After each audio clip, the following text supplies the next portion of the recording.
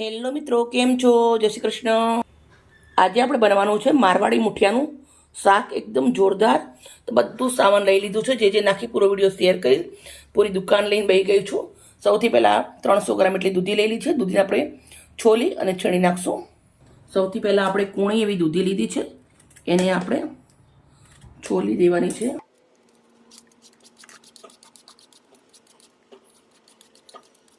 Ready.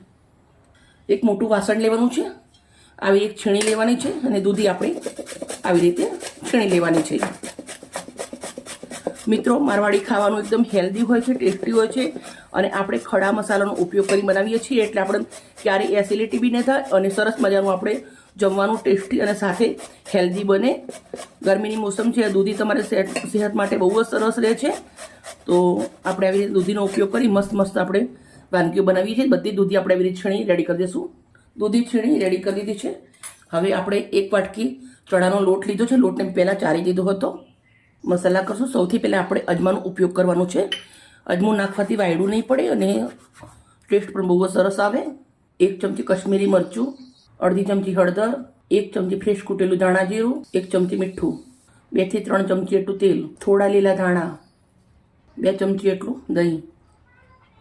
દૂધીનું પાણી છૂટે એટલે લોટ બંધાઈ જાય, થોડું દહીં નાખ્યું છે. મસ્ત મિક્સ કરી અને આપણે જેમ ભાખરી રોટલીનો લોટ બાંધીએ એવી રીતે લોટ બાંધી અને રેડી કરી દઈશું. લોટ મસ્ત બાંધી અને રેડી કરી દીધો છે. હાથને વોશ કરી દઈશું. હવે આપણે મુઠિયા કરી લેશું. આપણે આ સાઈડના મુઠિયા કરીએ છીએ.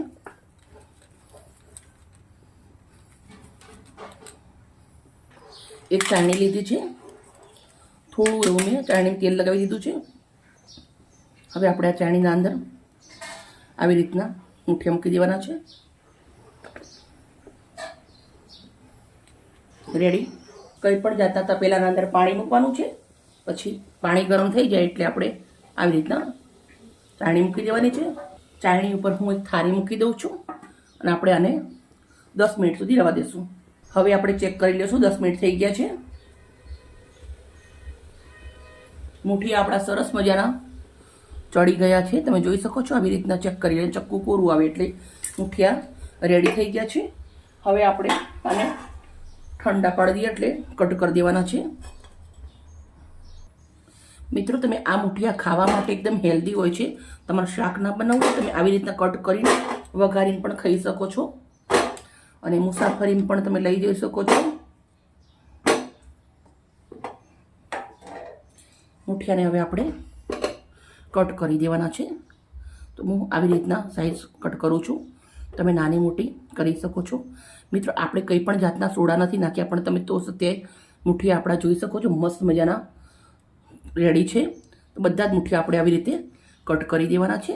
પછી આપણે કેવી રીતે વઘારવા છે પૂરો વિડીયો શેર કરું છું. આજની વિડીયો સારી લાગે તો પ્લીઝ મને એક લાઈક કરજો. રેડી. એક હાંડી પાછી લઈ લીધી છે. એક મોટા ચમચા આટલું તેલ નાખું છું, સિંગ તેલ નાખું છું. એક સ્ટાર ફૂલ છે, થોડું જીરું છે, થોડા તજના ટુકડા છે, 3 લવિંગ છે, થોડા મરી છે, તમાલપત્ર છે, સૂકા મરચાં, તમાલપત્ર, પથ્થરના ફૂલ. ખડા મસાલા તમારા જોડે જે બી હોય ઓછા વધારે કરી શકો છો. આ બધા ખડા મસાલા આપણે નાખી દઈશું. સાથે આપણે તમાલપત્ર, પથ્થરના ફૂલ ને લાલ મરચાં નાખી દઈશું. 10 લસણની કળી સમારેલી છે, વાટેલું 1 ગાંઠ લસણ અને આદુનો ટુકડો, 1 નંગ સૂકી ડુંગળી સમારેલી, ચપટી એવી હિંગ નાખી દેવાની છે. મસ્ત મજાનું લાલ થાય ત્યાર સુધી શેકી લેવાનું છે. ડુંગળીનો કલર એકદમ લાલ થઈ જવો જોઈએ. મસ્ત આપણે ડુંગળી લસણને શેકી લેવાના છે. ખાસ ટેસ્ટ માટે આપણે કસૂરી મેથી નાખવાની છે, 1 ચમચી છે. એને આપણે આવી રીતના હાથથી મચડી નાખું છું. ડુંગળી સરસ શેકાઈ ગયા પછી આપણે ટામેટા સમારે નાખવાનું છે. 2 નંગ ટામેટા લીધા છે, એને સમારી દીધા છે. 1 ચમચી મીઠું નાખી દઉં છું. ટામેટા જલ્દી ગળી જાય. ટામેટાને સરસ મજાના ડુંગળી જોડે શેકી લેવાના છે. મસ્ત ટામેટા પણ આપણા શેકાઈ ગયા છે.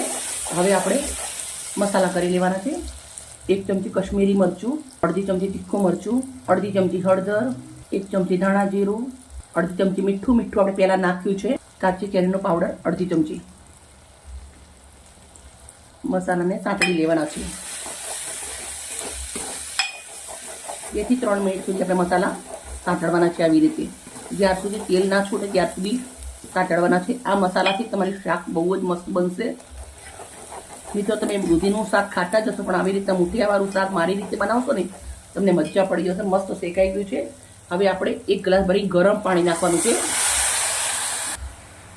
હવે ગરમ પાણી નાખ્યા પછી આપણે એક ઉકાળો આવે ત્યાર સુધી આને ઉકળવા દઈશું. મિત્રો તમે જોઈ શકો છો આપણો મસાલો બહુ જ મસ્ત મજાનો પાકી ગયો છે, એકદમ સુપર. હવે આપણે મૂઠિયા જે કટ કરીને રાખ્યા છે એ નાખી દેવાના છે. સાથે આપણે ભરપૂર લીલા દાણા નાખી દેવાના છે.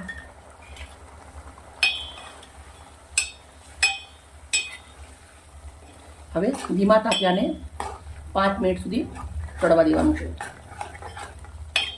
ગેસનો તાપ ધીમો કરી દેવાનો છે અને 5 મિનિટ સુધી ચડવા દેશું. જે આપણા મેજિક મસાલાવાળો જે ગ્રેવી છે એ આપણે જે કટ્ટા કરેલા છે એના અંદર સરસ લાગશે. આપણે ઢાંકી દઈશું થોડી વાર, 5 મિનિટ. મિત્રો આપણે ચેક કરી લેશું. એટલી જોરદાર સુગંધ આવે છે ને આની, બહુ જ સરસ મજાની. તેલ પણ છૂટી ગયું છે અને ગ્રેવી પણ મસ્ત ઘટ થઈ ગઈ છે. શાક આપણું મસ્ત મજાનું રેડી થઈ ગયું છે. મેં એક ડીશ લીધી છે. ડીશના અંદર સર્વ કરશું. ગેસને બંધ કરી દઉં છું.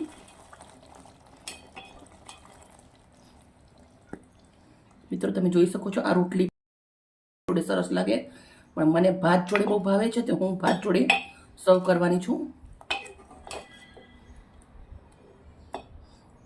મિત્રો તમે એકવાર આ બનાવી ખાજો, મારી ગેરંટી છે તમને મજા આવી જશે.